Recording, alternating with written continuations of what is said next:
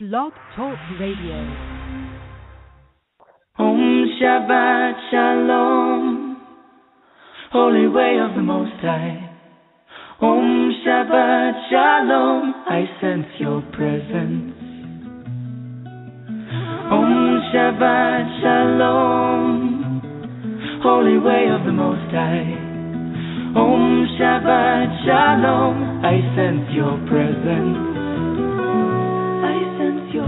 And I am the light within your soul. In the essence of truth and right, love makes the circle whole. And here we stand in line, waiting for some sacred sign. But to find the balance is the purpose of this time. To restore the balance of the universal mind. And in the presence of my Lord of light and love, everything I see aspiring to be free. And when I call to thee, and come on bended knee, surrender to the all-pervading light and love. Reflections of the one surrounding me with love. And I sense your presence. I sense your presence. I sense your presence. I sense your presence.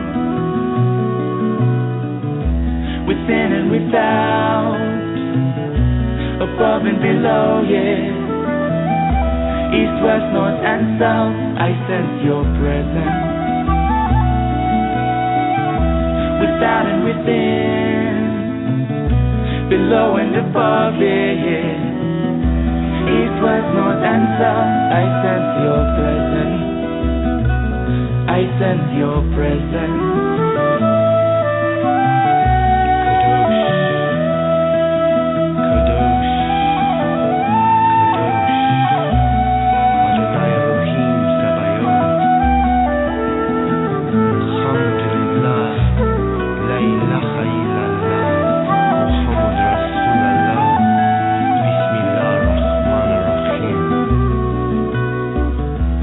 In the presence of my Lord of light and love, everything I find in tune with the divine. And here we stand in line, waiting for some sacred sign. But to find the balance is the purpose of this time. To restore the balance of the universal mind. And I am the light within your soul. In the essence of truth and right, love makes the circle whole. And when I call to thee, and come on bended knee, surrender to the all-pervading light and love. Reflections of the one surrounding me with love. For to find the balance is the purpose of this time. To restore the balance of the universal mind. And I sense your presence. I sense your presence. I sense your presence. I sense your presence. Om Shabbat Shalom, Holy Way of the Most High. Om Shabbat Shalom, I sense your presence. Om Shabbat Shalom, Holy Way of the Most High. Om Shabbat Shalom, I sense your presence. Om Shabbat Shalom, Holy Way of the Most High. Om Shabbat Shalom, I sense your presence. Om Shabbat Shalom, holy angel of the Most High. Om Shabbat Shalom, I sense your presence. I sense your presence. Thank you for joining me here tonight on Activating Compassion in the Midnight Hour. My name is Jessie Ann Nichols George, and I'm your hostess this evening. The music you were listening to at the beginning of the show is I Sense Your Presence. It's by Shamshai. And I just want to extend a welcome, to everybody that's listening this evening, whether you're returning or whether you've listened and you've listened before to us, or whether this is your very first time. We are streaming live in 3 additional places: TalkStream Live, StreamFinder, PEN, also known as Para Encounters Network, and then we also have several listeners coming to us through YouTube and through TuneIns.com and iTunes in the podcast versions as well.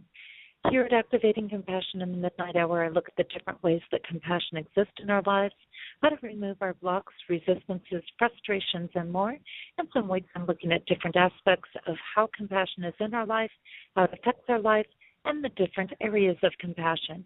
And then some weeks I'm doing more exercises and practical implementations, and we're actually going to have some of that coming to you tonight with the work that we're doing on communicating with animals. And many times I will also have guests on the show so that you can learn about their work and how other things complement and work with compassion. I also highlight different musical artists along the way on this show. I've had Stephen Halpern, Peter Cater on the show, also Joel Matson, Claire Hedin, Bruce Ciccarelli, Craig Carollas, Harold Grandstaff Moses, lots of great people sharing amazing work. In my own work, what I do is I focus on helping people find and use compassion in their everyday lives. I've created the Genesis Clearing Statement, and if you've missed that, it's something you can certainly catch in our archive. I've also authored 4 books, the most recent being You, Me, Life, Dreams, and also the companion workbook to that. And then my first 2 books, Activating Compassion and Activating Compassion, the workbook. In addition, I've created the Compassion Tour, which I currently have the 2014 version underway right now as I sit here on the East Coast region in the Fairfield, Westport, Connecticut area. So, many thanks for having a location to work from tonight for that, as well as many thanks to Maya at Enchanted Realms over in New Milford, Connecticut, who has been hosting me with private sessions and events all throughout this previous week. And also for those that are in this region, coming up in the upcoming week, I have at Aquarius Sanctuary, which is in Milford, Massachusetts. I'm taking private appointments as well as doing events there. I have a song event, which is a very open discussion style event, and I also have a healing event going on. And you can check those out through my website, by the way, JessieAnnNicholsGeorge.eventbrite.com. Just go on there. You'll find the dates on there. You'll find the various things on there. Look that up. You do need to register ahead of time if you plan to go to the events at Aquarius Sanctuary in this upcoming week. So that's very important.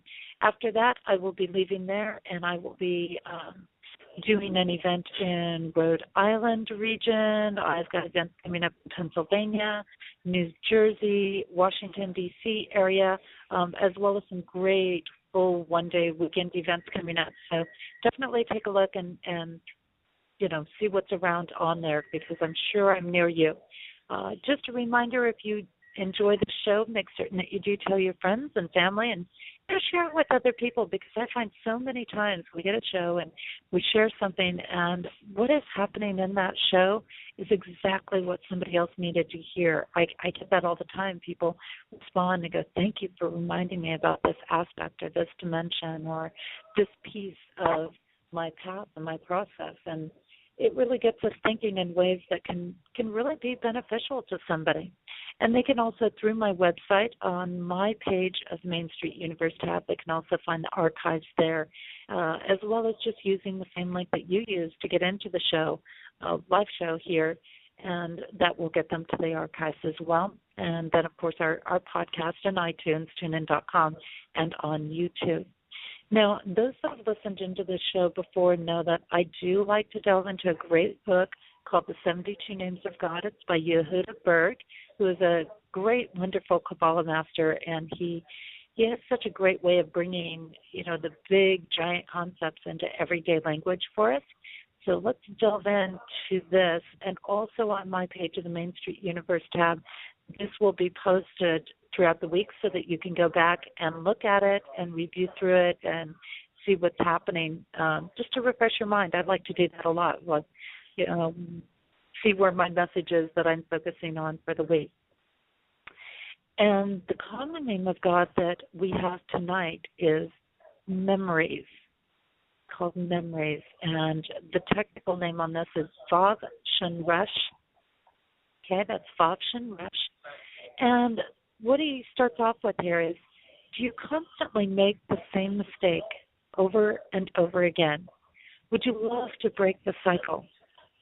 And the insight he gives is, when we make a huge mistake in our lives and we wind up paying for it dearly, we vow never to repeat it.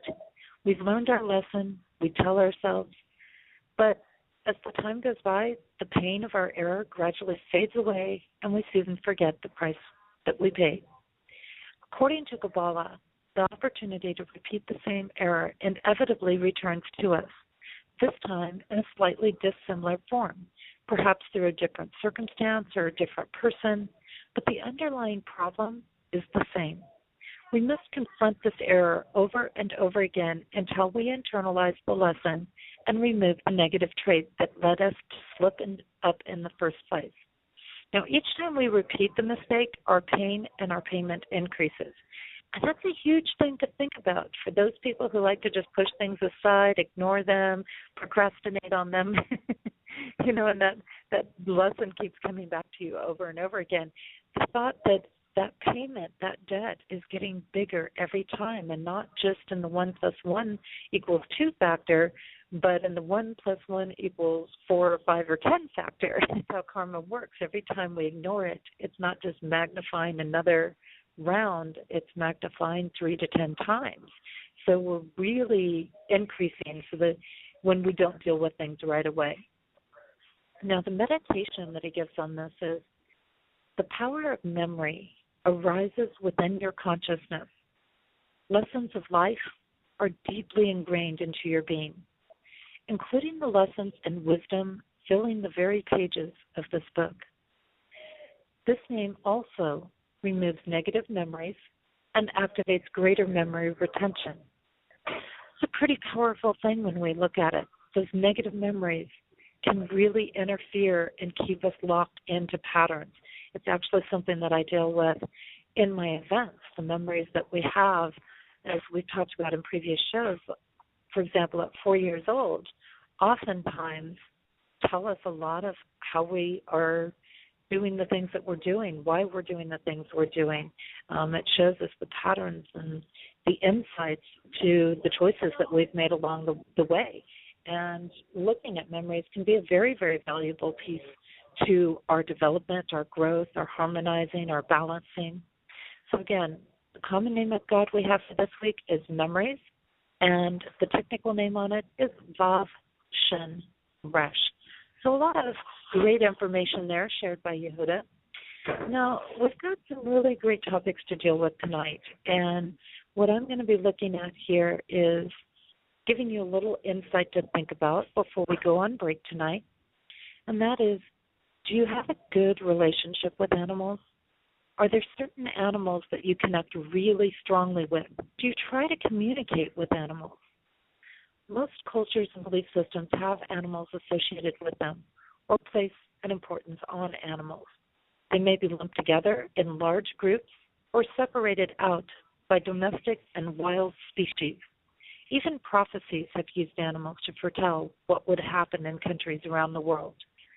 Some people place animals as beneath them, while many cultures have held them in reverence or even associated them with various deities.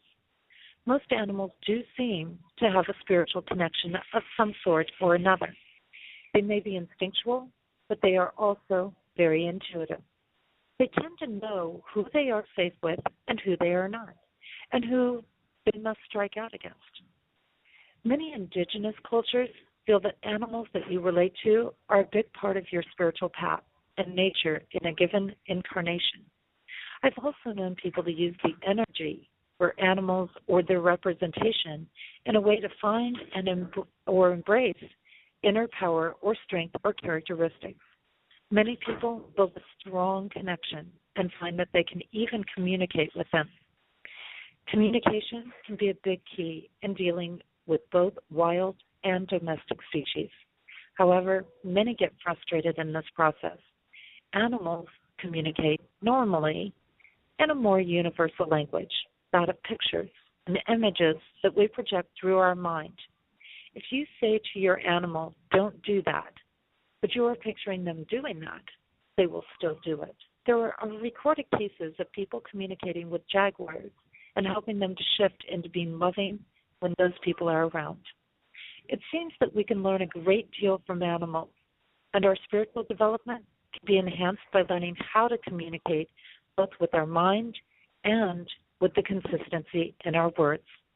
Many cherish their domestic companions and familiars, and with the upcoming holidays, communication becomes even more important to help them feel safe and able to handle the extra shifts and changes in their environments.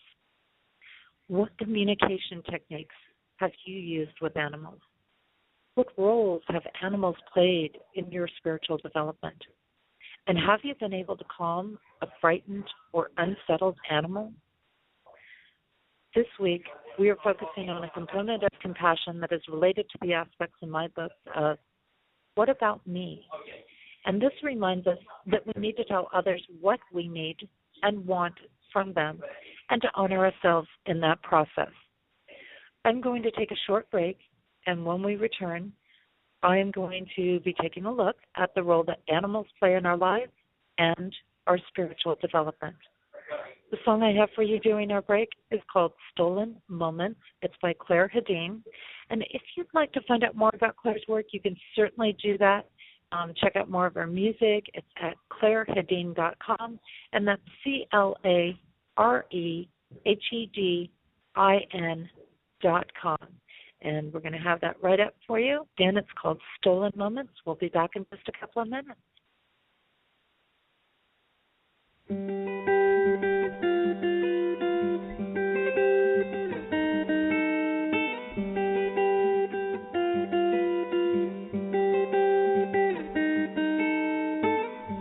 Stolen moments, scattered dreams, whispered nothings as it seems, watching, waiting for the moment to arise.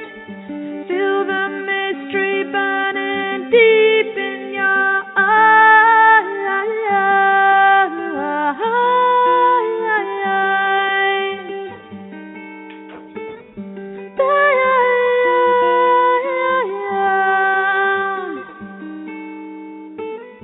Tuesday's heartbreak is Wednesday's woe. Not that many days to go. Watch the silence, tend the dreams. Look at everything and find out what it means.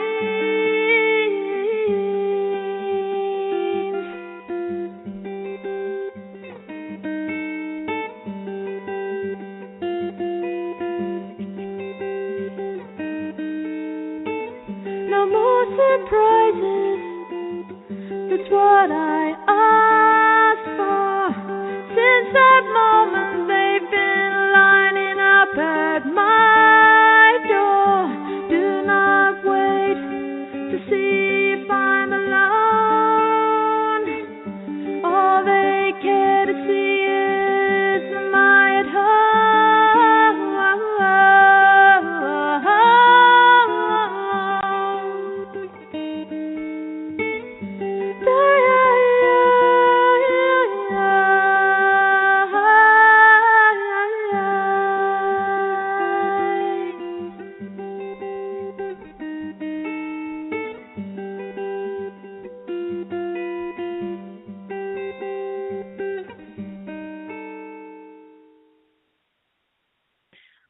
Welcome back. You are listening to Activating Compassion in the Midnight Hour, and my name is Jessie Ann Nichols George, and I'm your hostess this evening. You were just listening to a song called Stolen Moments, and that's by Claire Hedin. Again, you can check out more of her work and her music at www.clairehedin.com. That's CLAREHEDIN.com. And tonight what we're looking at is the importance of connecting with animals and the importance they play in our spiritual development. And, this is a really powerful aspect tonight because as I sent this post out this week, so many people wrote back and commented about the value of animals and how important their animals have been. Some have said, I treat them like family. Some have said, they're my best friend. Some have, shifted along the way.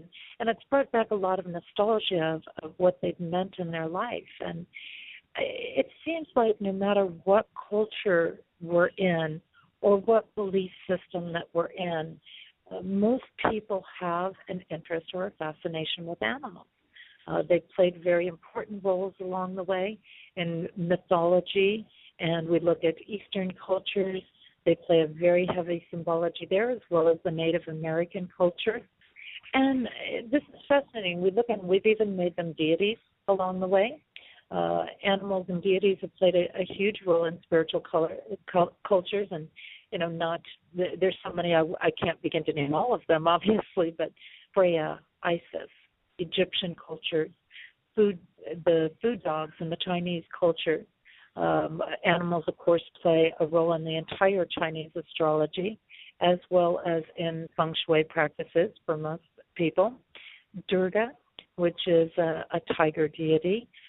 Monkey deities, which we see in the not Native American, but the East Indian cultures. And then, of course, things like bears and wolves become very predominant in our American culture or Native American culture. But there's so many different aspects out there, and it's amazing how just like we are all different people in our lives, we also are drawing in these varieties of aspects to us. And it seems like most people have an animal that they relate to in their life. You look at even just, for example, a certain species, a species of birds or a species of cats or a species of dogs, whatever it is for you. And that particular aspect is, something that we draw in. And some people, they might, for example, only relate to wild cats. I have friends like that. They're like, I only relate to wild cats. I don't relate to the domestic cats at all. And, and then other people might say, well, I relate to the hummingbird, but I don't relate to the hawk. So, even within that, we have a very even more refined aspect than just the general pieces of birds and cats and dogs and families. And we find that same parallel, when we look at animals, there's so many spiritual parallels to ourselves, to who we are, to what we're doing in our life. And, the spiritual parallels come along through sometimes different phases of our life or different points in our life. Or different processes that we're going through in our life. And one of the parallels, for example, is for example, just with the species and cultures and classes, is that when we look at that, it's much like having our starseed families or our spiritual families that we belong to, and not just our blood relatives, but within that, we then also have, the subspecies or the crossover species of things in there. So animals, they have been around really longer than humans on the face of this earth. So it's funny that, they're in a position where we consider them relying on us when they've actually been around so much longer and able to survive so much longer than we have. throughout our time and throughout our history. And, when you look at these things, most, again, a lot of these cultures bring in different pieces. If we look at the Chinese culture, for example, and we look at, they use animals to relate to for astrology as opposed to the planets in there. And they believe that the people really take on these different characteristics. So when they're looking at, for example, matching up with, the animals, or they're looking at matching a couple up, for example, they're really looking at, are these compatible? And they look at business partners and they say, are these two animals of the zodiac compatible with each other? So they actually will base there'll be a lot of decision making based on that for some people along the way, as well as then they have additional attributes as far as like golden animals, golden dragons, which happen, for example, once every 36 years or something like that. It happens just every so often, so they're a rare occurrence and they're considered good fortune or good luck. And we see this throughout different cultures, different countries. As we go, different animals are revered along the way. Of course, in the Egyptian cultures, it was cats. As we look back, cats were a very, very predominant area. In many of our Norse cultures and our more earth-based cultures, we'll see a lot of dragons are honored along the way. And of course, the dragon also relates to a very particular part of our process, and it's not quite the same as the dark night of the soul, but it is a process of learning and transformation and shift and overcoming what is extraordinarily challenging, or what some people have even referred to as demons, can be our dragons as well. That's where we get the phrases, I've slayed a dragon, I've slayed a big challenge in my life, I've cleared myself of a big competition there.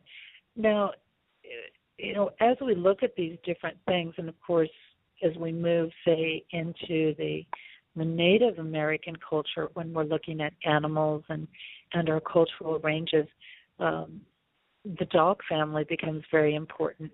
The wolves, the coyotes, become very important in their culture. And, with this, it represents a certain level of bonding. And as we know, a lot of the Native American cultures revere family.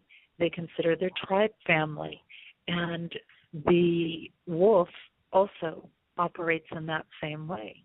It operates as, it's a family-based animal, very protective of the children of that grouping and that culture in there.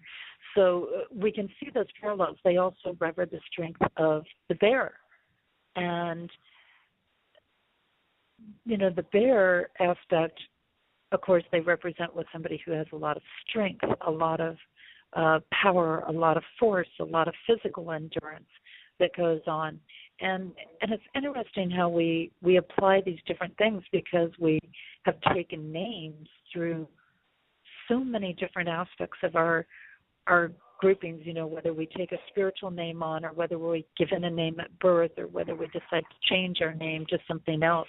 And so many of the spiritual names do identify us with a particular animal along the way, and many cultures do this. And of course, then if we move into, for example, our East Indian cultures, then we start looking at various animals like tigers and monkeys and things like this. And monkeys, for example, their monkey deities are very heavily related to healing work, physical healing work in particular.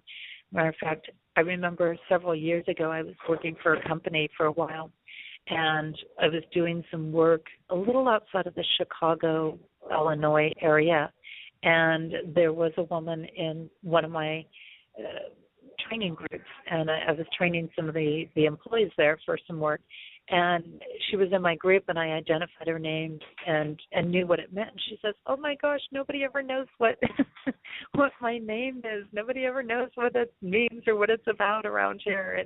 And she was so excited, but she went home and she had her son make me this CD because she knew I was dealing with some health issues at the time. And she had her son make me up this CD, and it was all these different traditional Indian chanting songs, and most of them were prayers to the different animal deities along the way.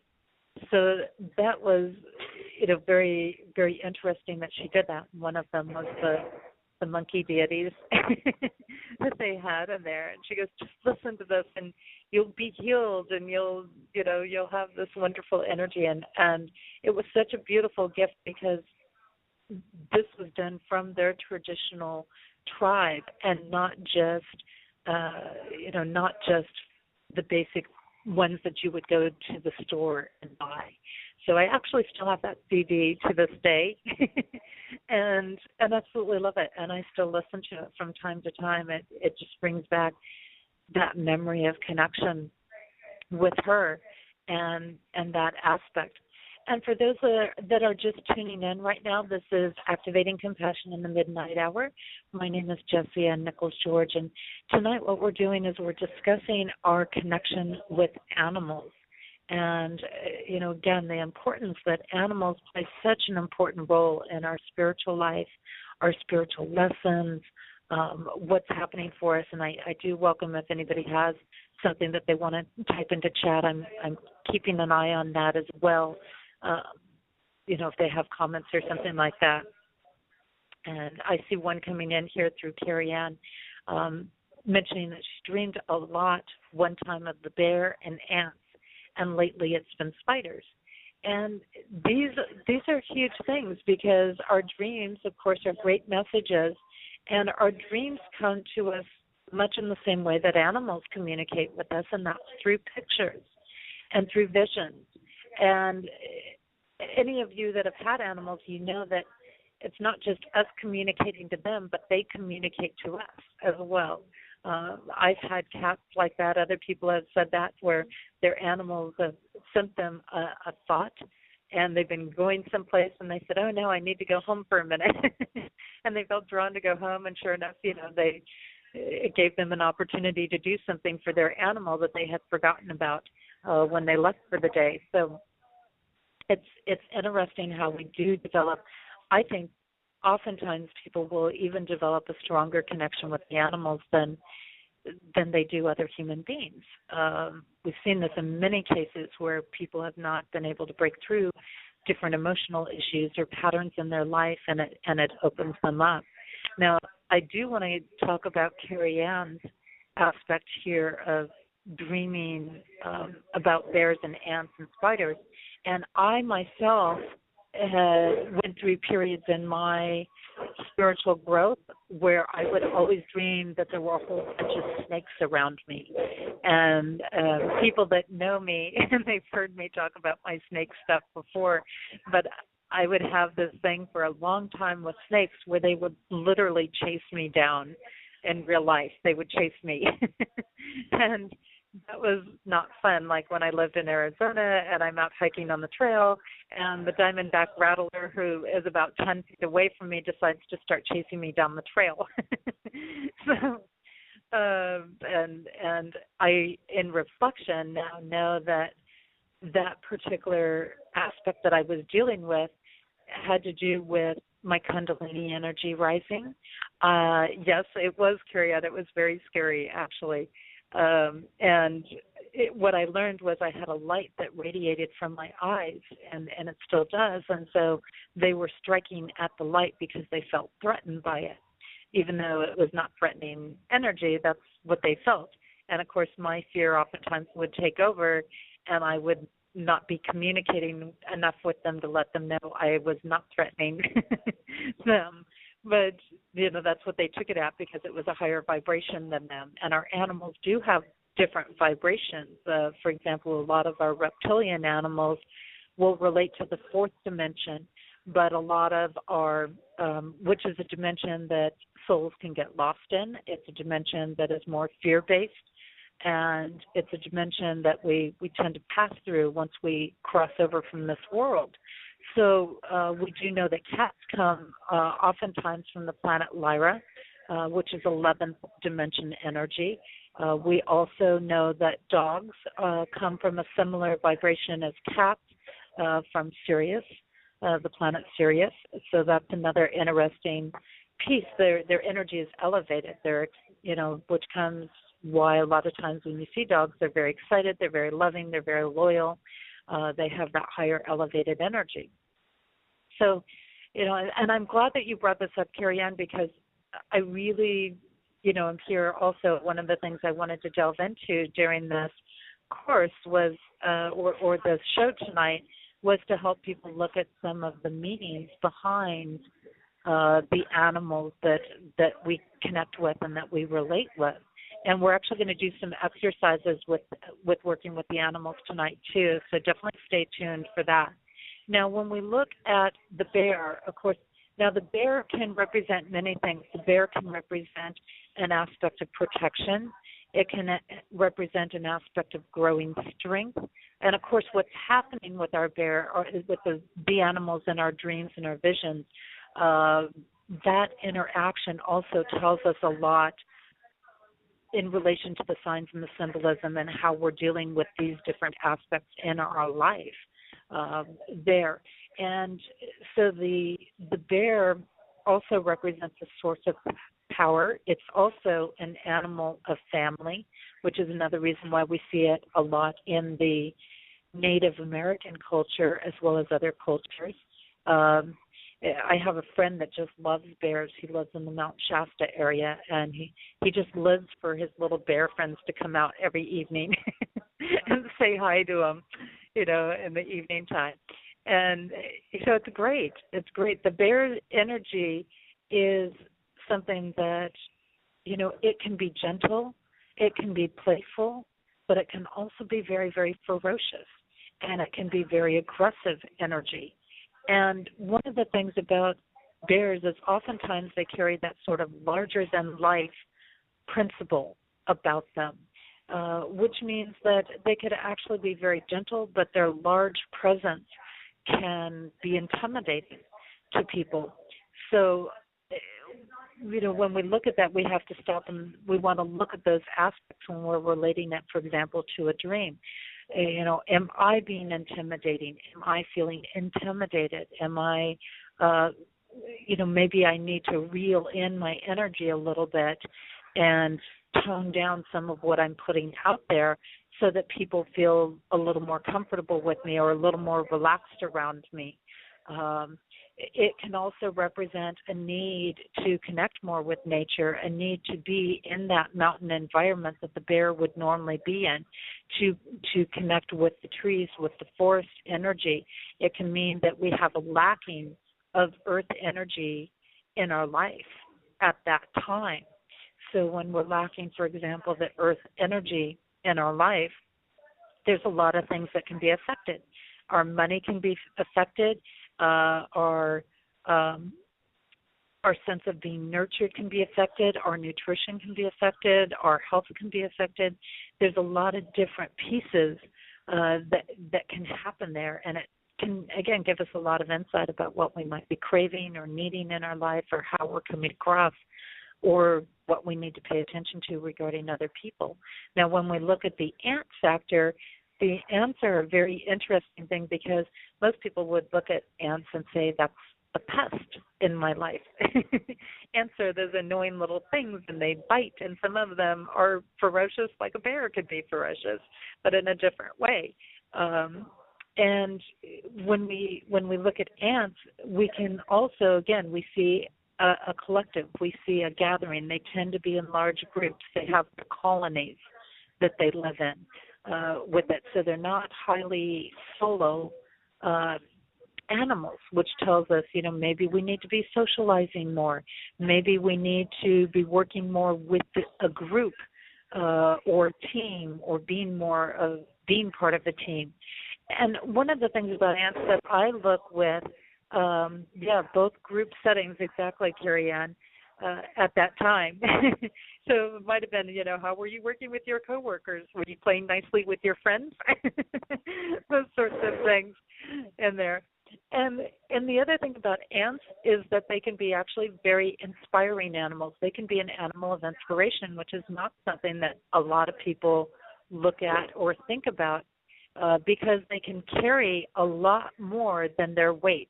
They're this tiny little thing, this tiny little, very lightweight thing, but they carry, these pieces of stuff that is so much bigger than themselves and so much heavier than themselves. So that could be a representation of just done my Reiki.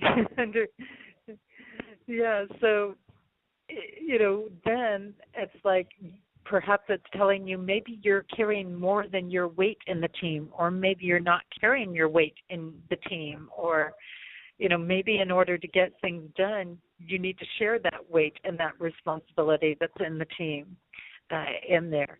So it's that's a big piece with the ants. The ants can be like that. They can burrow down. They can get to their needs very easily with that. So I think that that's another huge piece with that.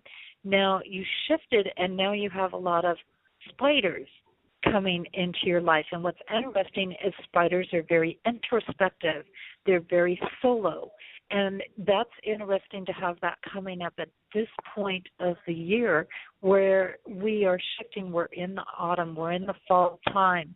But then, coming up, say in a couple of months, we're going to be in this very introspective time. I've had some creepy spider dreams as well, Carrie Ann. And, sometimes, here again, it depends. Are they biting us? Are they chasing us? What are they doing in that dream? But they're also, artists. Spiders are huge artists. And, again, it would depend on the type of spider that was in the dream. It can also represent maybe something that we're afraid of that we don't really need to be afraid of. Again, we have many, many facets here. The spider is quiet.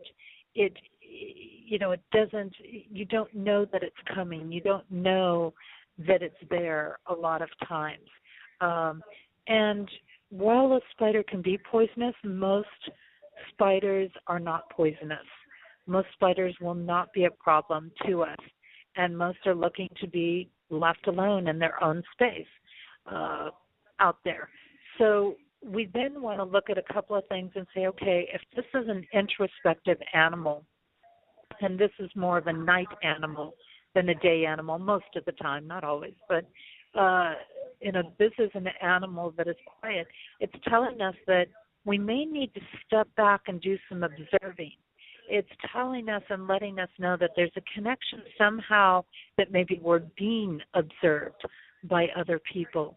It's making a connection that it's time to start doing reflection. And how perfect is with the influences that we have going on right now, because our influences going on right now are retrograde influences, are these Pluto-Uranus square that's coming up very soon, these types of things. Now, when we look at that component, that gives us a whole new perspective of we need to go inside in order to create in our life.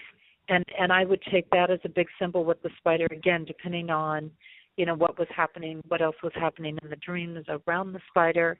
You're saying it was on the shed, was trying to clean cobwebs and get rid of cobwebs. Okay. And you were fearful in the dream, but they were different sizes. Mm-hmm. So, yeah, and that's one of those things where sometimes I would read that as a symbol of, I think you're afraid of getting caught, whether this is conscious or not, in somebody else's web, which means there may be people around you that you don't totally trust, that you may sense that they have some secret agendas going on regarding you, and you're afraid that if you get too close or spend too much time around them, that you're going to get trapped into something that you don't want to have happen.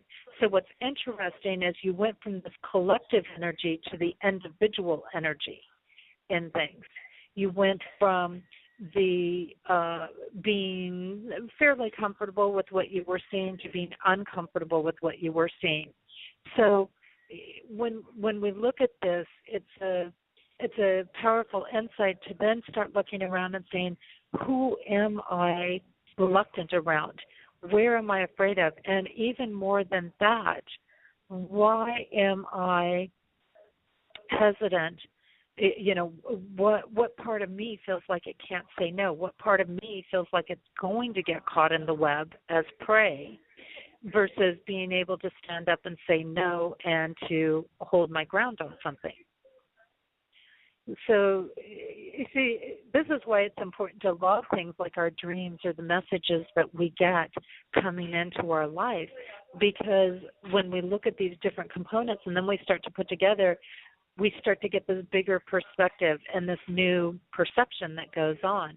And for those that are wondering, this is the type of things that I delve into, like on my events and my workshops that I'm on tour doing. These are the types of things we delve into in private sessions, really looking at these different perceptions.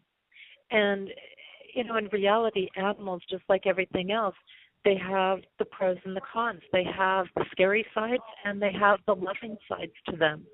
And what we're doing and our choices and our actions depends on which side we're going to experience. The people that we allow in our life is going to show which sides we're going to experience that are related to these animals. So they're always sharing, they're always giving to us all of this information. Yeah, it was just there, right, Carrie Ann? The spider was just there. So it really is a fun and amazing, wonderful connection that we can make here with animals. Now, likewise, animals teach us some huge spiritual lessons. Now, when we look at it, they teach us what's really important in our life, and it's very basic. And this came up in one of my in one of the discussions where I posted my blog post this week in LinkedIn. And all animals really want or need or ask for from us, all they look for is food, water, shelter, and love. That's it. 4 simple things.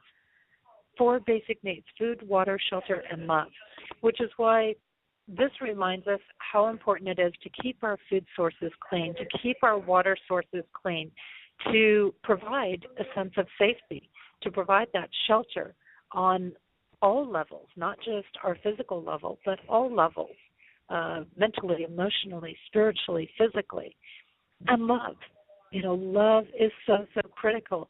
And when we get down to it, we don't have to have all these extras. They might be nice. It might be nice to have these extra things in our life and the bigger house and the ability to go to dinner and these various things like that. But when we really get down to what our needs are, it's food, it's water, it's shelter, and it's love. And that's it. Love for ourselves, love for other people, love for what we're doing. It's an important component. And that's all we need in life. So again, when we start to look at it from this perspective, we have so much to be thankful for, because everything beyond that, and even those things, are critical. And it's interesting because animals, I think there are those people, when we look at the people who are abusive to them, there's really a hidden jealousy there. There's a hidden jealousy because animals are taken care of. They don't need much. They're not given much. They don't, worry about somebody else's opinion of them. They simply live. And they live in this unconditional love space, which is why they have such a huge breakthrough in healing. It's why they have such a big impact in all stages of our life, because when we talk about love in our life, that's the love that we're looking for. We're looking for the unconditional love. It's not just the physical love and the partnership love. I mean, those are all nice things, but it's the unconditional love, and that's really what we're looking for even in our physical and partnership love and our family love, is that unconditional energy. And so when we have that unconditional love, it's going to open us up in these incredible, amazing ways, and that's where we start to really experience the blessings. This is why animals tend to be happy. This is why they tend to be able to play and have that sense of fun and that enjoyment in life. And they don't need that much, because they realize that through unconditional love, that the world's great when we live in that space. And all we have to do is choose to be there. All we need is a few basics, and we're there. I think about it, and I go, oh, my gosh, what would happen if we all lived in this unconditional love space? How amazing would that be? How incredible would that be to experience that much unconditional love around us? It melts everything. It melts the bad day. It melts the challenges. It melts the times where we feel hurt and wounded and challenging and struggling. And, I know for myself, they choose us as much as we choose them. They're going to enter our life, and it's up to us to say, am I willing to accept this energy? Am I willing to interact with this energy? And it's powerful. I rescued a little kitty about 4 months ago. Now it's been 4 months already. And I was like, this is not the right time. My logical mind is going off. This is not the right time for this. This is not what I need in my life right now. But it was exactly what I needed in my life right now. And the reason I was saying that was because my life was shifting. And I was moving from being in a home base to being on tour all the time and being on the road all the time. And I was in the process of getting ready to head off to an event a week after I found this cat. And she was rescued, by the way. I rescued her from going over a waterfall out by a creek area. And she seemed to just appear out of nowhere. And I had that ominous voice that came down that said, your life depends on the decision of what you do with this cat. and I was like, oh, okay, no pressure there. But the cat energy was exactly what I was needing. And she's this beautiful, compact little size. And she travels with me now everywhere I go. And she does my events with me. So she's out on the trails with me. And she has her own Facebook page now because she's just draws everybody's attention in wherever she goes.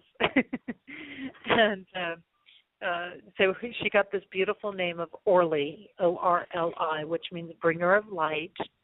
And, it's been an amazing gift because she's really helped me to balance my life. She's really helped me to get up and step away from the computer. She's helped to remind me that I need to play and I need to laugh, and she gives me that every single day.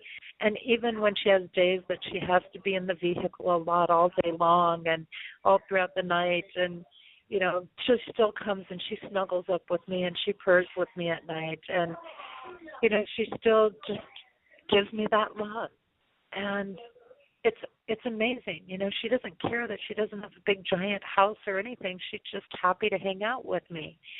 And these are the pieces we're talking about. But her feline energy also just being involved, so evolved in this way that she just will look at me and transmit thoughts. And she'll just look at me and, it changes everything because she reminds me constantly to be in that space and to trust and to love and inspires. And so, it's amazing.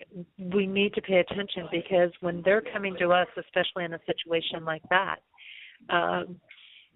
we need to take it on and say, there's a reason I need this energy. I need to make some changes and adjustments, and they're here to teach us. They're here to help us heal this planet right now. And cat energy is extraordinarily important right now. The whole feline energy is here to heal us as a planet. It is the one energy that is going to take over and do that healing. So it's very important that we take care of the cats, be it wild cats, be it, lions or tigers or, whatever it is, or domestic cats. Right now, they have a very, very important role on this healing because they're bringing a lot of restoration for us. And it's sad to me to see people wanting to make them extinct. It's sad to me to see people who are trying to take them out of this planet. So, again, we really want to consider that. We really want to think about that. And I see some more comments in the chat room here. Somebody working with additional needs adults every day it opens your eyes big time. And basic needs they have, and they have very little. And walks, music, creative things, which don't cost a great deal, and it makes them so happy. And that's so true. And that's the same way with animals. They don't really need anything. They'll play with anything. They'll find anything. And it's those very adults that, they relate to the animals because they're operating on the same level of this unconditional love. And if we get back to these basic needs in life, we're going to find a greater happiness flowing through our life. We're going to find the abundance. We're going to find the energy. And I'm finding that even on my journey with my cat reminding me of that too, that get back to the simplicity and get back to the basics. And it seems like every time I've done that so far on this trip, something's shown up to help me out. And also, Carrie Ann mentioned here, a cat, yeah, Maggie, my cat, she's my little stalker. Yeah, they bring presents, don't they? So definitely there's these different pieces. And, I talked about my cat sending me, visions and pictures in my head. And this is how they communicate. And what's powerful about this is a big part of our spiritual process, is that animals communicate through pictures, through visions. This is the universal language. The pictures, the visions resonate at a certain vibration. So it has a certain coding, a certain numerological pattern to it. It's got a certain tonal vibration to it, actually, when we visualize a picture. And as I mentioned earlier when I was reading the little piece at the beginning of the show before we went on break, is that that picturing, so many times we wonder why an animal isn't listening to us. It's because we're saying one thing, but we're picturing something totally different. So the picture is going to override our words or our sound when we talk about language, which is something else to think about, because we think of how sound can instantaneously shift our vibrations. Well, so can pictures, and the speed of sound and the speed of light. We think about the speed of light is where the visual part comes in. So if we send a message and we say, don't go over there, but we're seeing the animal go there, they're going to go there because they operate from the visual and not the audio in communication. And again, our words can trip us up, especially when we're communicating even between ourselves, between different cultures, different languages, even different parts in the U.S. that speak different languages. We have different words for things, different terminology. That was brought to my attention this past week about, well, maybe the terminology of some of the things I have put out there needs to be shifted for the East Coast and use a different terminology on the East Coast versus the West Coast in my language. So again, the coming back to the pictures becomes the big communication, whether we're trying to release something in our life or whether we're trying to visualize and manifest something in our life, the picture becomes important. And we trip our own selves up in the same type of communication, because what we'll do, for example, is we'll picture, we want a disease to leave our body, for example, but we don't actually picture it leaving our body. We picture the disease, and that causes the disease to hold on or to stay or to grow in the body. Usually it's going to grow because whatever we're thinking, whatever we're able to visualize or picture, we're going to increase in our life. So a lot of times when people are dealing with fears, they're constantly picturing their fear. So you have to think, okay, if you're afraid of something or you're worried about something, you might be picturing that 100 times a day or 1,000 times a day.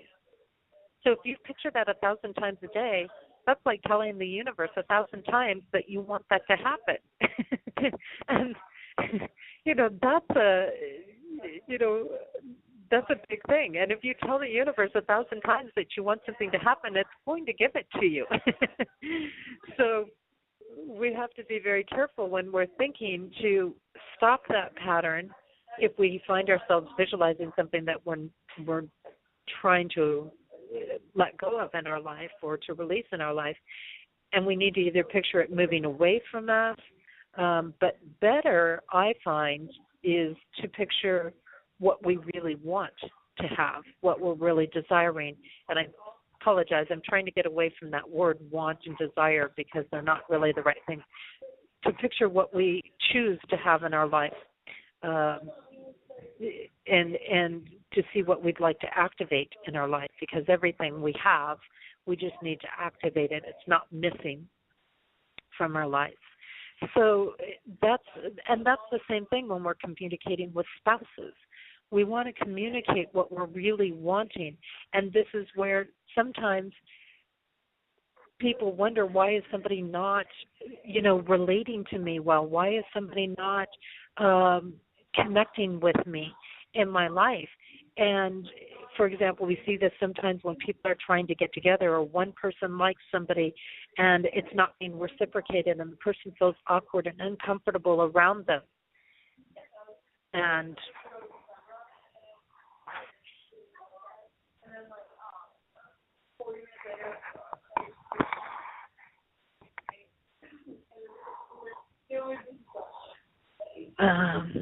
and for those, I don't know if everybody can hear me or not. I'm getting some things in the chat room where they can't hear, and I'm suggesting that they refresh.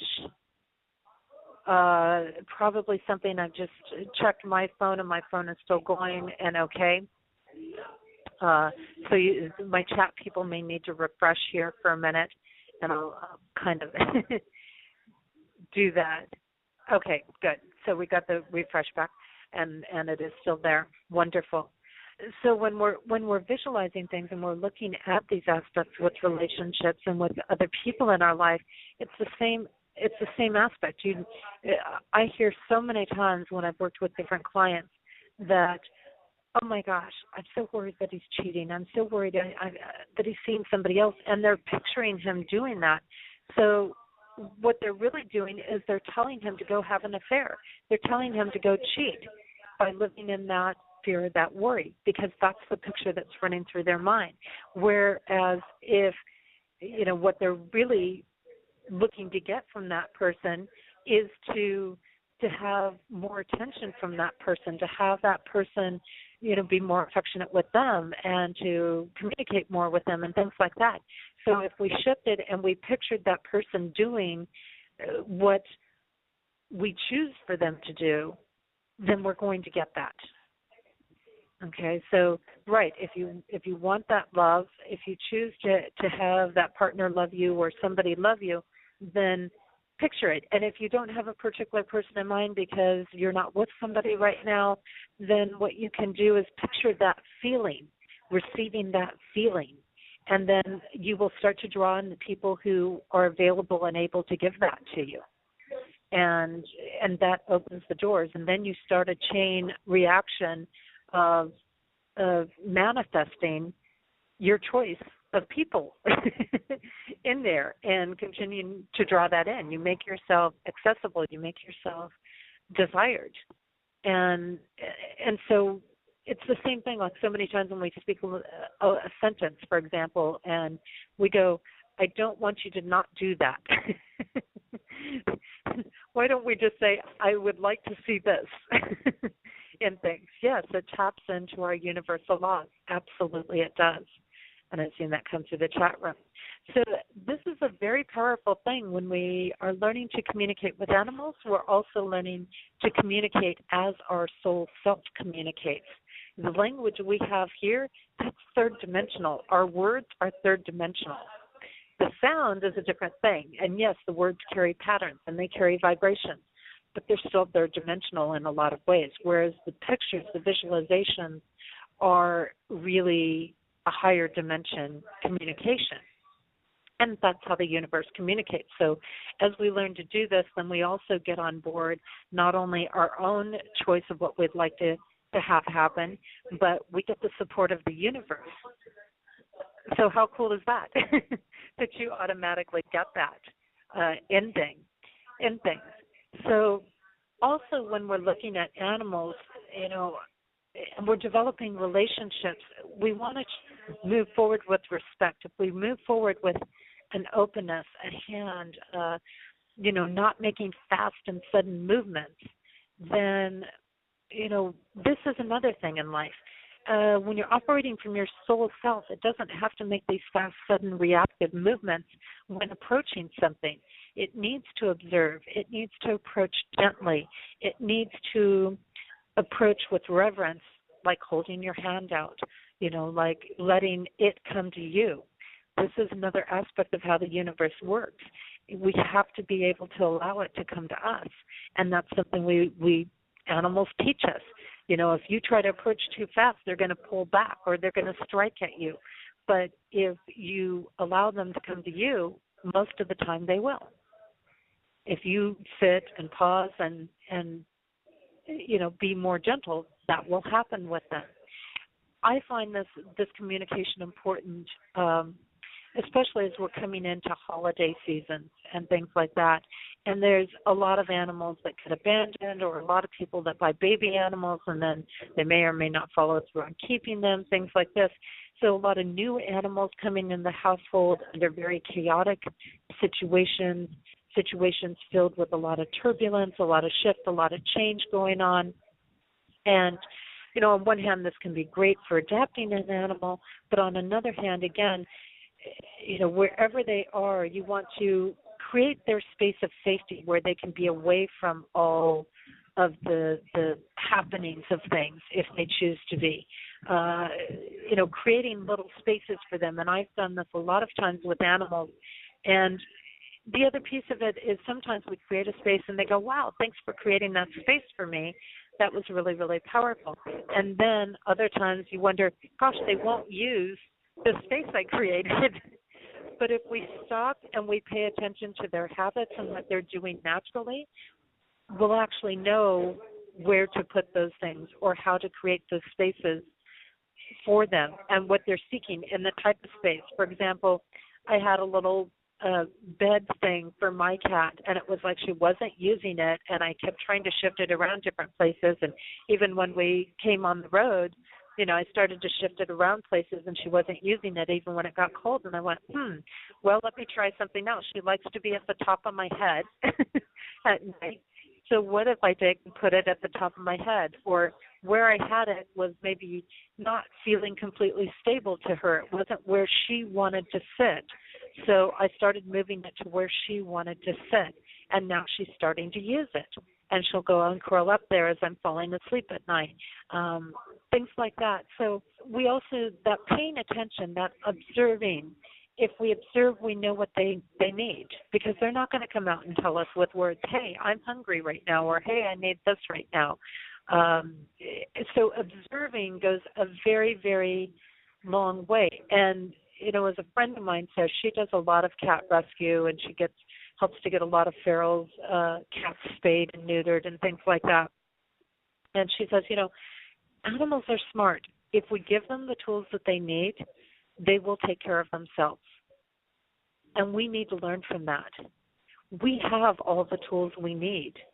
We can take care of ourselves. We shouldn't be relying on others to do that for us. Now, certainly there's times we need to ask for help along the way, or something requires teamwork or things like that. But we also need to keep that in mind with people who are so prone to manipulate us and take advantage of us, and those people who just want us to do things for them constantly, those people that put the drain on us, the energy vampires, so to say, out there. And we need to be able to remember, okay, here's your tools. Now it's your choice whether you're going to use them or not. I always say that about the spiritual processes that we have, and in working with people. I can set up your DNA coding. I can, clear and cleanse everything. I can give you the tools and the inspiration, but it's up to you to use it. So these are significant lessons. Again, animals, they don't just go out there and strike their prey. They watch, they observe, they see what it's doing, because they realize they're not going to get tons and tons of chances. They want to get it the first time.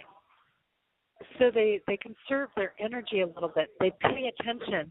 They study how that animal works, what they're doing, what their patterns are, and then they go for it, okay, whether it's chasing something or anything. So big things.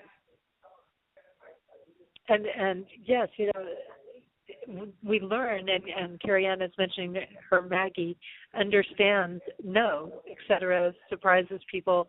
Um, just because they can't speak doesn't mean that they can't communicate. Exactly. So this is a big thing. And why do they actually understand the word no? Because you're creating a picture in your mind that that's not acceptable. You're creating a vibration in your tone. It's not the actual word as much as it is the tone that's being used in combination with the picture. So when we combine the sound and the picture, now we've really got that powerful level of communication in there. So that is a really huge piece. So again, during the holidays and where people are bringing in new animals, we do need to be careful to create this comfort zone. And same as when we're connecting with people, it's important to create a comfort zone. It's important to allow them spaces to step back away from the chaos every now and then. We need time one-on-one and not just in these crowds. And as we're getting new animals in, what we do with them as we get them in, what we allow to be acceptable or not acceptable. And, these are important things. Yeah, like a mother with her litter. We need to make sure that we're honoring these different pieces. So again, you can see the overlap. When we're coming from a spiritual space, then we approach people by creating that space of safety for them to be in. And, as animals grow, I see, unfortunately people like to get animals, they think they're cute, and then the responsibility of caring for them becomes a different thing. And like any responsibility that we have in our life, if we reach a point that we feel like we cannot meet that responsibility anymore, then I just urge people to either find somebody good to take it over that, isn't going to just kill it off or something like that, but to really, really consider what will benefit that project and see who else is willing to take it on and who else will care for it. We don't need to just toss it to the side. Tossing to the side is not part of our spiritual nature or makeup in there. And it is that whole growth process of watching the animal grow and watching it go through its different phases of life that also teaches us the constant cycles that we're going through in our life, the constant cycles and seasons, not just of life, but from year to year, constantly happening on a day-to-day basis. We're going through the same cycle, and that the greater benefits come from seeing ourselves through meeting the responsibilities and not giving up on them in life. So really, really some key things to keep in mind and to develop that real relationship. Again, because of their unconditional love, we have a chance to learn how to develop a real relationship when we can't even do it with a human. But they're a starting point. They really help us along the way. Now, so again, during those seasons and those holidays, and animals can be great too for people who are lonely, for people who are on their own and they're not sure what to do, and things to stick with. I encourage you, go out to one of the shelters and work. There's a lot of no-kill shelters out there. There's a lot of animal rescue places. Matter of fact, I'm going to go visit Live and Let Live in just a couple of days. They're a farm rescue place in New Hampshire, what's the name of the place? Chichester, New Hampshire, and they're actually open to the public every Sunday to come in and view the animals and see what's there. And they rescue from all over different places in the U.S., and they even rescue premrens, or the pregnant horses, and things like that. And, these people work on volunteers. Matter of fact, their organization is 100% volunteer there. And so many of these places do that, and they can always use help coming in and just interacting with the animals along the way and helping out. And I have friends that do that, or people that I used to work with that do that every holiday season. They go to one of the animal rescue places and spend time helping out there. So, that's a great way for people who are feeling depressed over the holidays. Animals can be a great way to get through the holidays for many people and to alleviate the depression that they deal with. And also, whether they take in an animal at that time, it can be a great way to help, again, people who are depressed during the holidays to get through the holidays and going forward from there. As well as, those people that just, like I said, they're alone and they don't want to be alone. It's a great way to interact there. So, and I see somebody saying, sadly, they're the ones that are in their area are too far for them to get to. But, sometimes you can also just help in other ways because so many areas have feral animals, for example, around. And there's a lot of veterinarians that will work to help get them spayed and neutered. There's a lot of nonprofit organizations that will help in the cost of spaying and neutering. And it's an important thing for people to keep in mind if you're getting into some of that work and you're helping out on that way to not move, for example, family or feral cats out of their area, because what will happen is that more feral cats will move into the area. So you really won't truly get rid of having feral cats in the area. And you just bring in more and more diseases. So, many places will help with feral cats, or there's organizations that will reimburse or things like that in the area. And this is true of, maybe some other animals as well that are out there. But I know cats are a big thing right now in many areas with dealing with that. And some of those can even be rehabilitated. A friend of mine took in 3 of them, and they all have beautiful temperaments. So just because they're feral doesn't mean that they're always going to be wild and crazy out there. So, again, each animal has different things. And, so many times, many of us have an animal that we're relating to. We have a particular animal, and, again, we want to look at that. What phase of life are we in? What are the planetary influences? What is our personal year? These are all things I help bring together for people in my own work. And what animal are we drawing to? And really look at the different attributes, study it. Say, what is it about that animal that's appealing to me? Because for you it might be one thing, for somebody else it might be something else. And, for example, you might be appealed to a jaguar because it's sleek and it's wild and it's uninhibited, or you might be appealed to, a hyena because it's playful, or it's got this other personality that is more lighthearted, or whatever it is. But the key is to really understand when different animals, and start to even log. I like to kind of log and take note what animals showed up in our path when we're hiking, or what animals consistently came to me or are coming to me in multiple days, or very, several times in a week, or things like that. And, hummingbirds is a very big symbolism for me.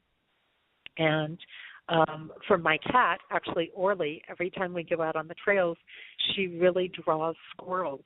She draws squirrels and chipmunks, and it's a symbol of high intelligence. It's a symbol of, very being able to act very quickly. And I keep thinking, oh my gosh, if she gets any more intelligent, I don't know what I'm going to do. She's already, my equal as it is. And, I think that's another thing with animals is, they're not there to be lower than us. They're our equals. They're a soul. They're just like we're a soul. They're just in a different body than we are a different body. And so I encourage you to look at it from these different aspects and these different perspectives when the animals are coming to you, and log, what time of year did this animal show up? Was it in a normal season for it to be there, or was it, an unusual season to see it happen? These sorts of things. So, when we start to look at some of these different things, all the different animals have a connection to our chakras and our energy centers. They have a connection to zodiac influences. The zodiac all has influences in animals. They have attributes that again relate to the different types of energy patterns in there. So, for example, if we take a look, snakes, for example, are often related to our first chakra, or our root chakra, as it's called, and they're related to the Kundalini. Now, the Kundalini can be a very powerful energy for you, and it's something that I've actually been working with a lot recently in different things that I'm doing, because the root chakra, of course, is very powerful. But what's interesting to me is, yes, on one hand, the snake has this whole culture and history. Of course, I have a different connection and different relationship with snakes, as I mentioned earlier in the show. But the snake energy and the Kundalini energy, part of what I connected was that my sexual energy was not balanced. It might have been extraordinarily abundant, but it was not balanced. And that's why I kept getting these snakes every time I would go out places in Arizona, for example, who were just always showing up around me. So, when I looked at that, my sexual energy was very unbalanced at that time. As we grow and we evolve it, the snake is not necessarily per se the best symbolism for an evolved high spiritual Kundalini energy. And then we have to start looking at other aspects that are involved, and that's where we actually will start to see things like the phoenix, for example, might come in, or other symbolisms will come in there that are related to that.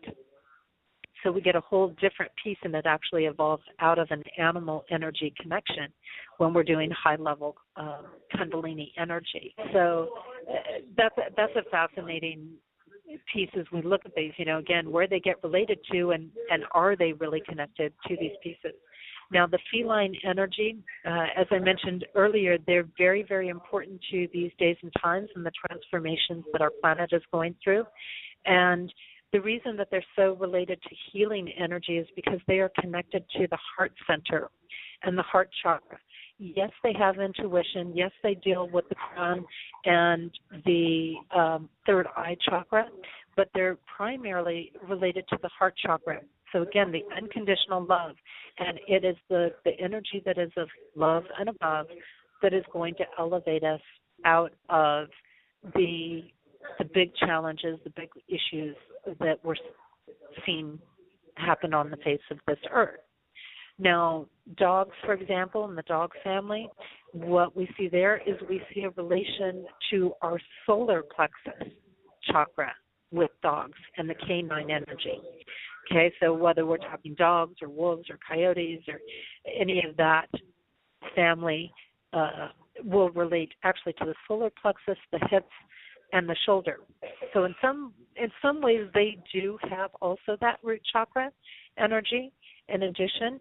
And when we look at the shoulders, now we're kind of dealing with a different aspect. They deal with the shoulders because it deals with loyalty and support and that type of energy. So the shoulders is a part of the body. Now, again, if they're coming up and you get a really playful dog coming at you, it may be reminding you, hey, to loosen up some of those responsibilities, loosen up the load that you're carrying on there. As we know, dogs also, we have the big sled dogs in Alaska, for example, carries a lot of weight. We have the dogs that are the rescue units like the St. Bernards, things like that. So again, looking at the different types of dogs can also indicate the different type of energy or the specific chakra that they might be coming through. They come through the solar plexus because they are really a very social animal by nature. They're very family-based. They're very, they're a more playful energy, so it's oftentimes what we're taking in from the outer world. And they connect with the root chakra because of the play energy, the wild abandonment, the reactiveness, that they tend to have in their energy field. So the root chakra is the play, the wild abandonment, that sort of thing. And of course, when we look at more wild animals, we're dealing a lot with the root chakra because it's very primal energy. Now, as we start to move more towards birds, for example, we're going to see more connection with the throat chakra and the crown chakra. Because you've got birds, and I would even put bats in the bird family to a certain extent. They work very similar in that they're working off of a lot of sound and a lot of radar and a lot of intuition energy there. But birds are also big communicators. So birds are often about messages and communications, and are we speaking our voice? Are we speaking up for what we really need? Are we communicating our true desires along the way? So you can see that wherever we go, there's a connection. There's going to be more and more connections there. And if we understand those additional connections, we're going to understand more of what that totem animal serves for us. And again, we want to really honor and respect what is our perspective of that animal as opposed to just everybody else's perspective. I was just having this conversation earlier this week with some people about astrology and tarot, and they're like, the astrology piece is just too overwhelming for me. And I said, well, really it's about looking at how you see the symbolism in these things and not how everybody else tells you the meaning is. Because if you're going to read for somebody else, if you're going to look at it from a symbolic aspect, it's about what you're pulling out of it and not just what the rest of the world is. So do we want to be aware of the other aspects? Sure, we want to be aware of the other aspects, but we also want to know what it is for us, because some people could look at snake energy and they could go, oh my gosh, snake energy is so transformational and so powerful. And I have many natives that told me that. They go, oh my God, you've got powerful snake medicine, which is why they chase you and they strike at you and things like that. And so there's different pieces like that, and one person views it as something to be feared and hard to deal with, and that's what the symbolism is for them, and somebody else views it as this tremendous power and this tremendous aspect, because, of course, in the native culture, the power to transform and to shift and to change is incredibly revered. It's right up there with the fire keepers of that culture. So, we really want to be open to that and realize, too, if we're in a fear aspect energy pattern with an animal, what is it that we need to shift and change? Like for me, I had to elevate my sexual energy when I was dealing with that Kundalini symbol and all the snake energy. And, if we've got a fear there, then we want to stop and look at, okay, well, what is the elevated aspect of that animal that's coming to us, and how is that relating to our life, so that we know that we can shift, and instead of coming from this distorted, unbalanced energy, I can now use it and turn it into transformational energy. And if I use it as transformational energy, it will probably stop annoying me, especially if it's something that I'm not comfortable with. And eventually the fear starts to go away because I've used it in its truth or its elevated self versus continuing to work with it on a distorted level. So that really gives us some great insights to things, and I see some additional comments there. There's some great farm places in England. I know there's some great many farm places and rescue places popping up, and get familiar with them in your area, and get familiar with the wildlife that's in your terrain or where you're traveling to, because that is really important for you to understand, again, what you're dealing with, what you're working with, what you're delving into. Just like communicating with people, if you understand the culture of where somebody lives, it's going to be easier to communicate in a way that's going to be favorable than it is to communicate in a way that's going to create arguments and discord. Certain cultures, something as simple as how you place the teapot. I learned this when I was working at resorts. It was one of the things I was studying at the time. And for example, if you take and place a teapot down between a Chinese or a Japanese couple, depending on what the culture is, I think it might be more Chinese, and I think this also applies in some of the Indian cultures. And if it's placed between a couple, it means that you are wishing for them to separate or to have discord. So you have to be very careful to place it away from them, and in where they can both reach it and share it, but place the spout away from them so that they don't receive that discord that you're then wishing them blessing. Well, it's the same aspect. If you are going into an area and there's animals around that you're not comfortable dealing with, then you want to understand, okay, well, what is it that is their asset, so that when I'm in that area, I will work with that asset. I will communicate from that level of the elevation, and then I will have great experience in that environment. So really, really powerful stuff here, and I probably could just keep talking and talking and talking, but I do want to get on to doing some sort of exercise here with you tonight, and I want to connect people with tuning into what might be a totem animal for them right now, and tuning into even just seeing what animal might be coming to you. And we can open up to this in a variety of ways. Outside of this show, we can certainly open up to it by our dreams. For example, just simply putting out there and asking, what animal has information for me to learn from, or what animal is my guide right now, and what animal can I learn from right now, whatever way you want to approach it. What animal will most help me release? And then watch and see what comes up in your dream, make note of it, and then start to understand and take a look at that animal and how do they release things in their life? How do they let go? What is their pattern for handling things? And it will give you that insight that you're looking for in there. So what I would love for everybody to do is to just take a little bit of time here and get yourself in a comfortable place. You can be in a chair, you can lay down, whatever works for you, whatever's comfortable for you. And, let's just get ourselves relaxed. And we can approach this from different aspects. And you can, whatever is comfortable for you, whatever way you want to approach it is fine. Either, during this visualization, you'll be able to, you can just be open and see what shows up for you.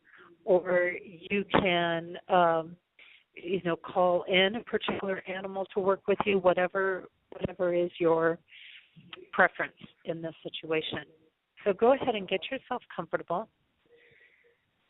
And you want to make sure you're not going to be disturbed during this time.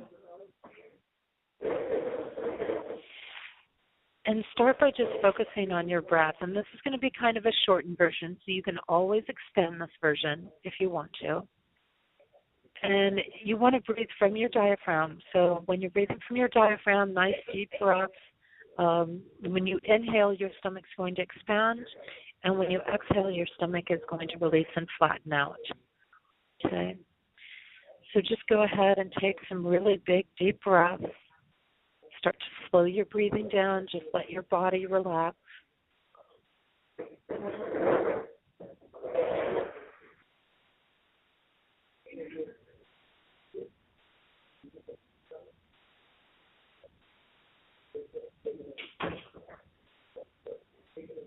And this is just going to be your time to see what's coming out for you. So just focus on that breathing. Just focus on letting the muscles relax.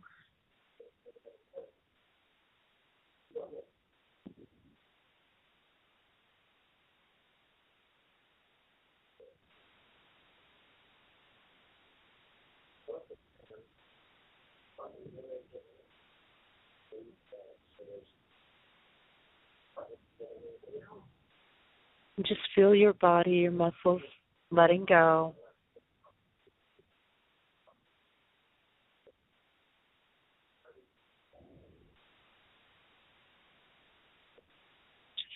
Focus on letting your breathing slow down, the breaths get deeper.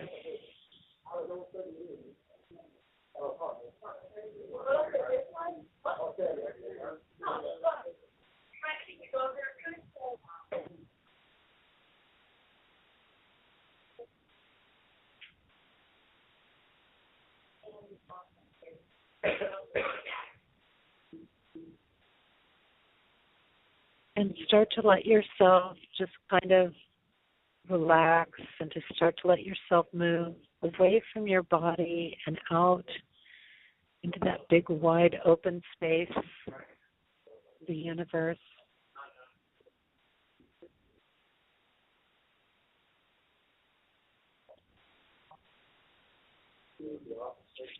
Enjoy seeing what it feels like to float. Maybe even you notice something if you're in a star-filled sky in the way of an animal, shape that comes to you within the context of something else.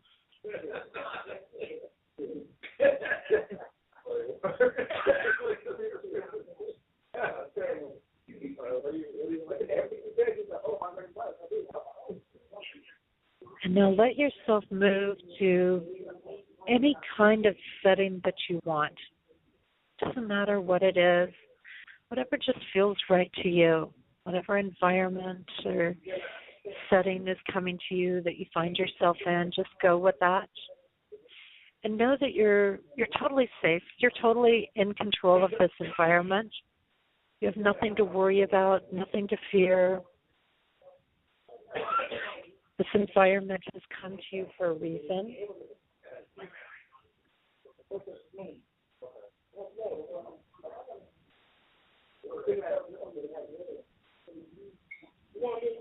And just take some time to explore this environment.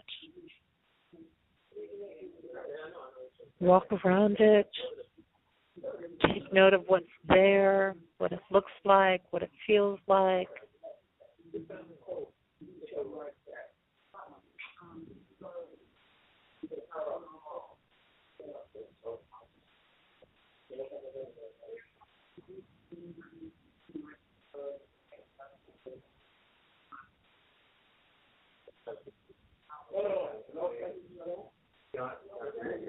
Just enjoy this environment.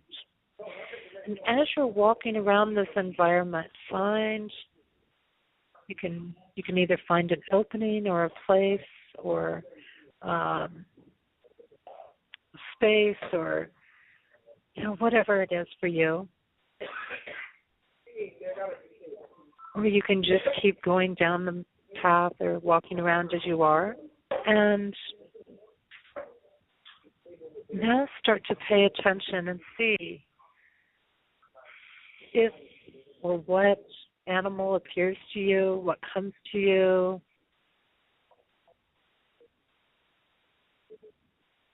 Or if you want to call in an animal to work with. Maybe there's an animal's energy that you've been longing to work with or that you would like to use or develop with or explore life with. Whatever is your preference. Maybe you have one of each. Maybe you have one that you call and one that's coming to you.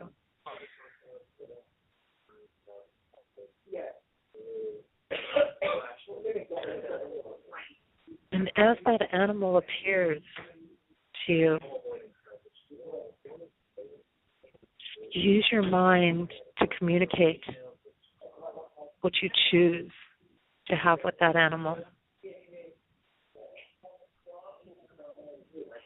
Just interact with it. See how it responds to you.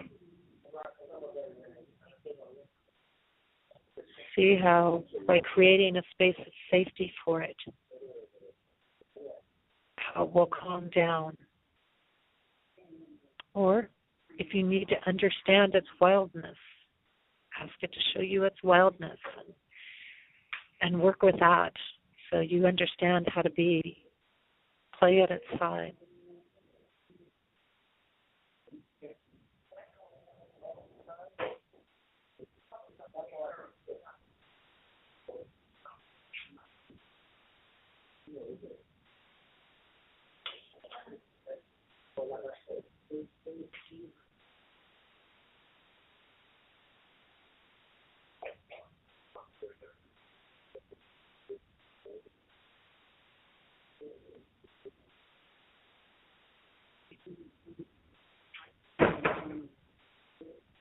just really enjoy this time with the animals that are showing to you and that you're receiving. You don't have any limitations in this space, so enjoy it.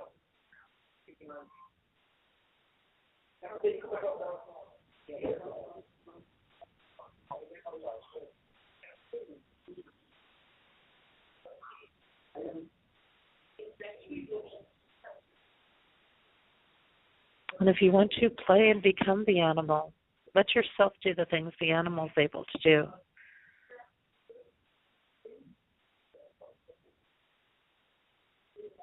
Become it and see what it's like to be in that animal.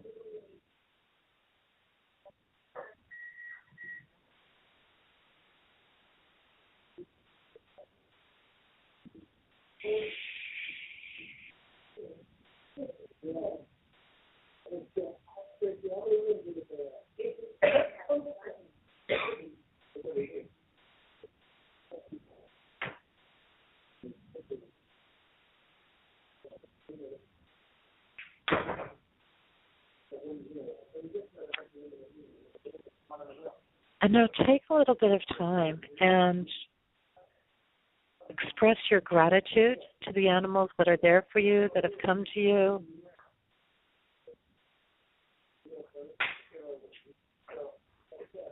Express your appreciation for what they've shown you and given to you. And know that these animals are with you. Know that when they appear to you in your waking life or your human life, that they will represent something for you.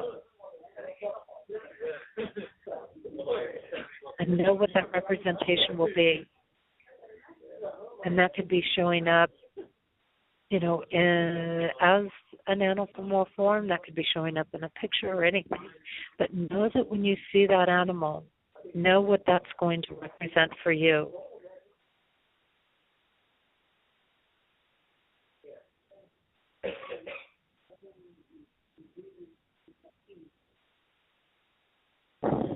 And now say goodbye to that animal for now, knowing that they're always with you. You can call upon them anytime in your dream state or meditational state or even your waking state.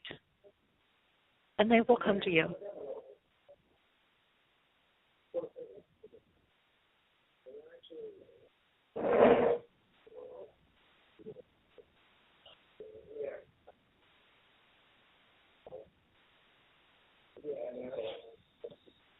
And thank the space that you've been in and say goodbye to it for now. You can always return to it.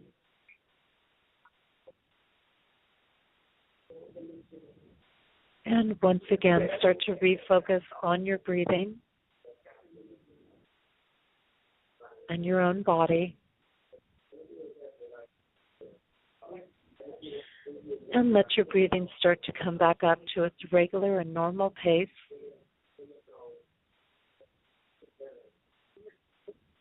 Let it restore itself.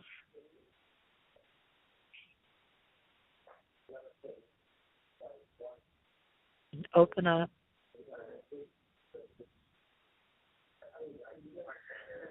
And as you feel it coming back up to that regular and normal pace, go ahead and open your eyes and stretch and move. What you've experienced. And it would be a good idea, I would say, if you're willing to do it, jot down some notes about what you experienced for yourself and the date. We've just passed a full moon, so a lot of what's coming to us is going to help us release things. It's going to help us transform. It's going to be helping us know what our abundant self is about, as well as preparing us to shift and to change and to transform and to bring forward a new self in our life. So it would be very good to make some notes and to follow up on this as the seasons shift and the changes happen and we go through the different moon cycles and we come back around through the seasons to springtime. where the things that we're getting now will actually start to manifest to us in the spring. So let yourself just, like I said, come back and enjoy that, and just kind of let that come back around for you. And as you're ready, because I know it takes time, and I suggest you drink water. That will help ground you, and also we can get dehydrated when we do some of these journeys and things like that to experience. And, you know, I'm very open to anybody that has information to share on this. I don't know if maybe somebody's got an animal that they connected with. Well, it's okay if you don't want to share that right now, if you just want to kind of sit in your energy space.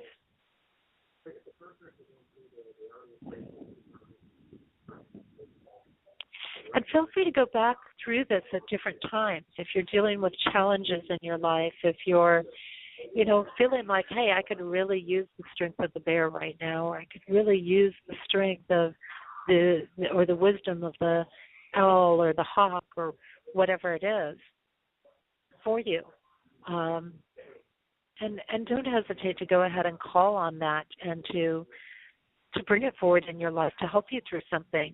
You know, if we're going to call an animal into our life, know how we're calling it in. Are we calling it in to help us release something or to help us create something in our life?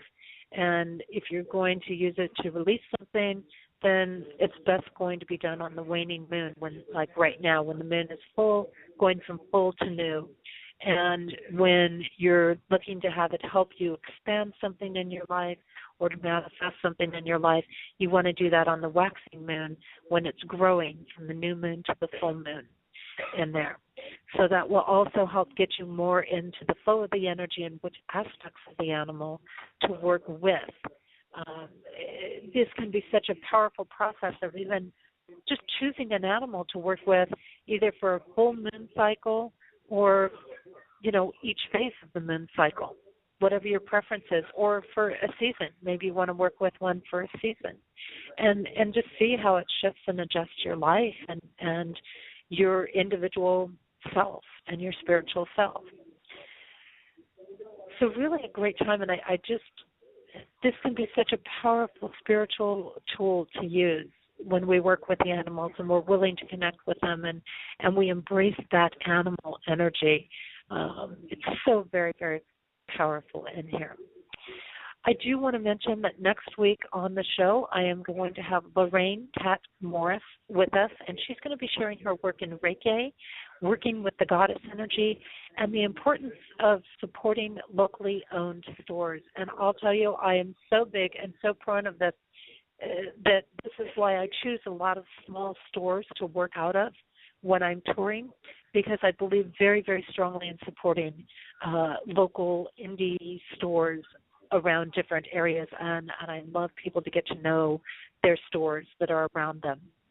And we're going to take a look at why that's so important next week. You can check out all of my work, again, what's happening on the tour for 2014, the rest of the events coming on this year. Again, I have several things happening right now on the East Coast, all throughout this month through the end of the first week of November. I'm all along the eastern region here, and then I'm going to be moving mid-November into Atlanta, Georgia area, and from there I'm going to be heading into San Antonio, Texas. I may stay open to taking some appointments or things around the Arizona area.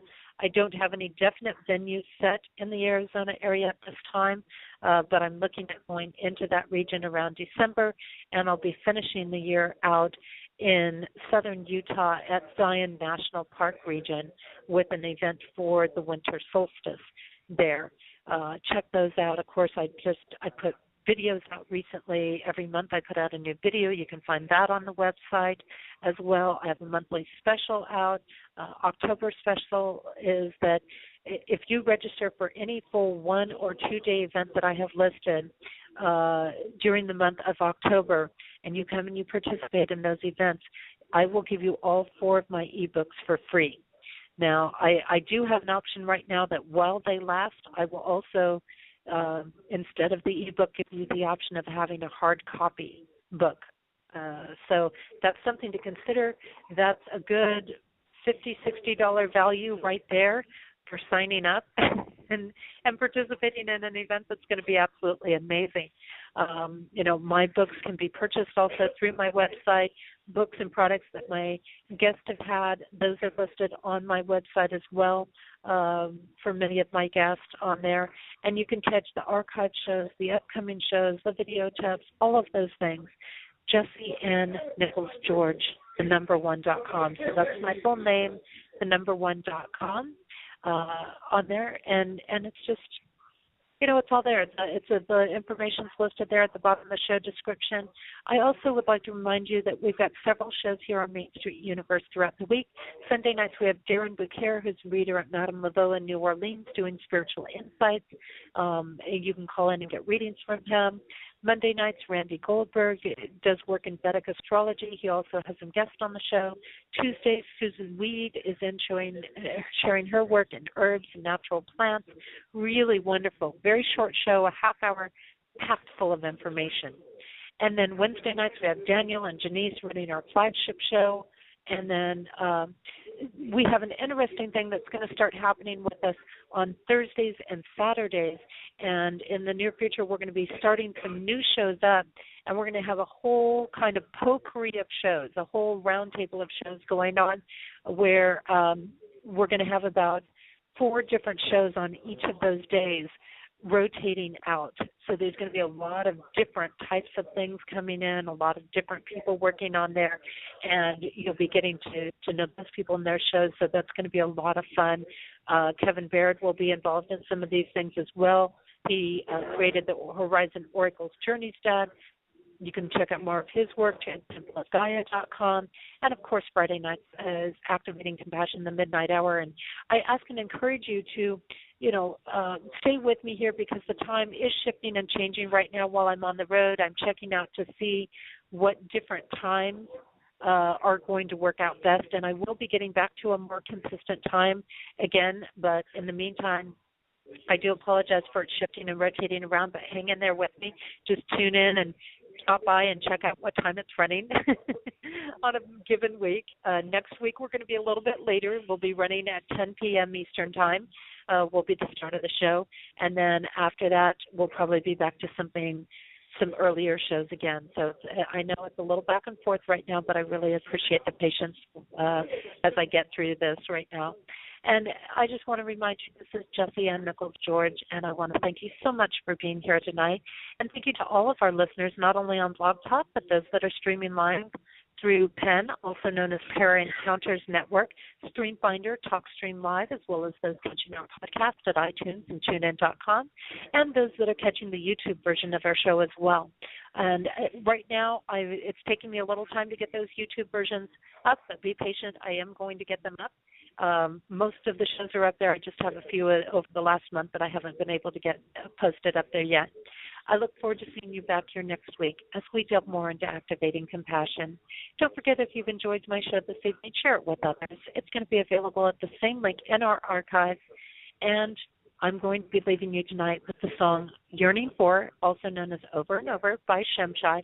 Please check out their work, www.shemshai.com.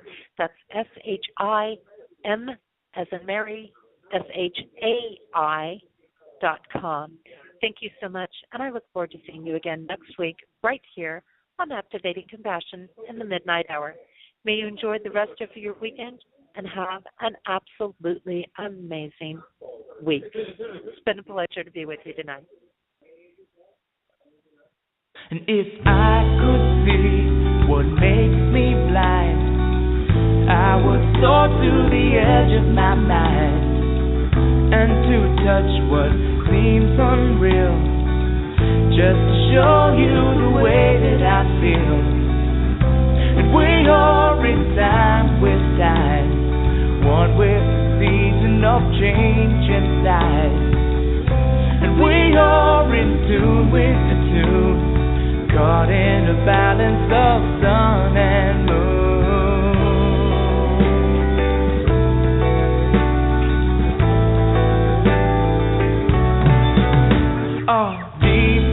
light, the light within, shining to show you it's it to begin.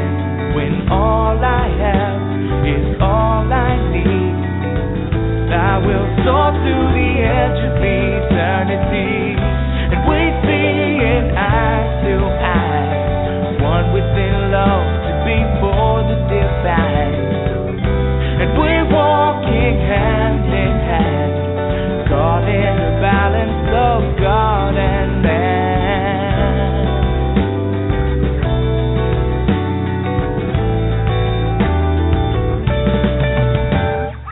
Over and over, life is your lover, learning to walk just a little bit slower, whispering secrets, but that you can't keep it. No turning back now, this time we reveal it.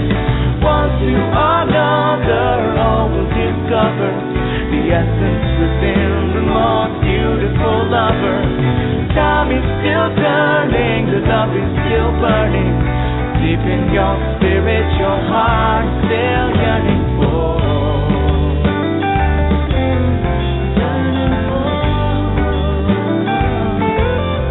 Yearning for.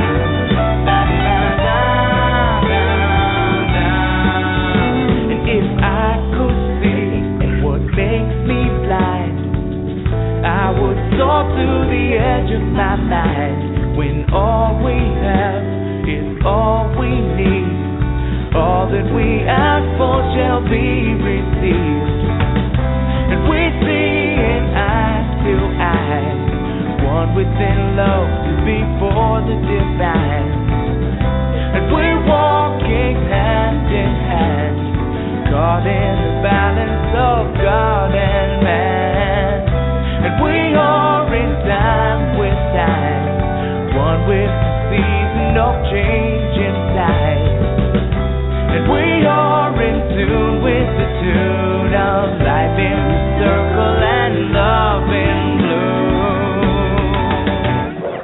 Over and over, life is your lover, learning to walk just a little bit slower, whispering secrets, but that you can't keep it. No turning back now, this time we reveal it. One to another, all will discover the essence within the most beautiful lover. Time is still turning, the love is still burning. Deep in your spirit, your heart still yearning for. Over and over, life is your lover, learning to walk just a little bit slower, whispering secrets that you can't keep it. No turning back now, this time we reveal it.